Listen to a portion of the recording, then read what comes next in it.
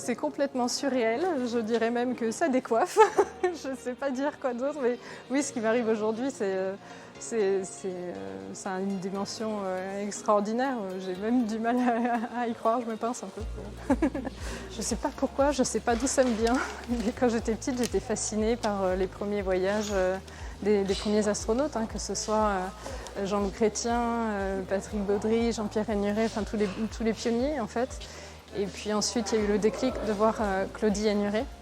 Et là, ça a été vraiment pour moi une étape majeure où je me suis dit, tiens, il y a une femme et pourquoi pas moi. Je le vis comment? Je prends les choses étape par étape très humblement parce que là, je pense je suis juste en bas de l'Everest. C'est maintenant qu'il faut monter la montagne, donc je marche par marche. C'est une région auquel je suis très très attachée. Des fois même avec les collègues qui aiment beaucoup cette région, on se dit mais il ne faut pas trop qu'on en fasse de pub, sinon il y a toute la France entière qui va débarquer. Non, je plaisante.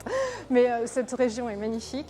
Je garde de mes 2 passages à Cazaux vraiment l'esprit d'équipe, l'aventure humaine que j'ai vécue ici. Il y a des gens avec qui je suis partie en mission et ça a toujours été des gens passionnés, des gens qui sont des pointures dans leur domaine, de l'aéronautique en l'occurrence, et c'est toujours très plaisant de travailler avec des gens passionnés. Et donc là maintenant je vais quitter la France pour aller rejoindre mes collègues européens en Cologne. Donc là on est parti pour du 8h-18h en classe avec des classeurs, de quoi prendre des notes et c'est reparti pendant au moins 1 an comme ça, oui.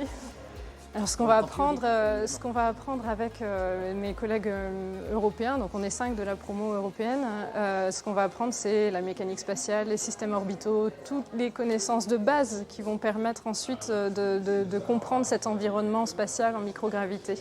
Voilà, ça va commencer comme ça. Le premier objectif pour moi, sans que j'ai de date, parce que comme vous l'avez compris, la seule date que j'ai c'est début avril, le début des cours, mais ensuite le premier objectif ce sera une mission sur la Station spatiale internationale.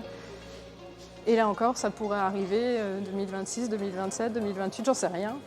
Thomas Pesquet, par exemple, a mis 7 ans après sa sélection avant de pouvoir partir dans l'espace. Et moi, ça pourrait très bien arriver dans 7 ans.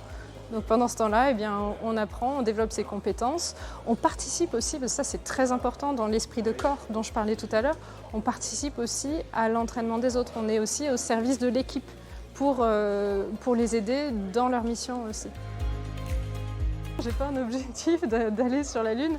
Bien sûr, j'en rêve, mais un rêve, c'est différent d'un objectif. Et par contre, moi, mon objectif, c'est de faire au mieux dans toutes les missions qui me seront confiées. Si au passage de ces missions, il y a la mission de la Lune, pourquoi pas, et j'en serais très honorée. Mais très honnêtement, on est là pour emmener l'Europe et un Européen dans l'espace. Voilà.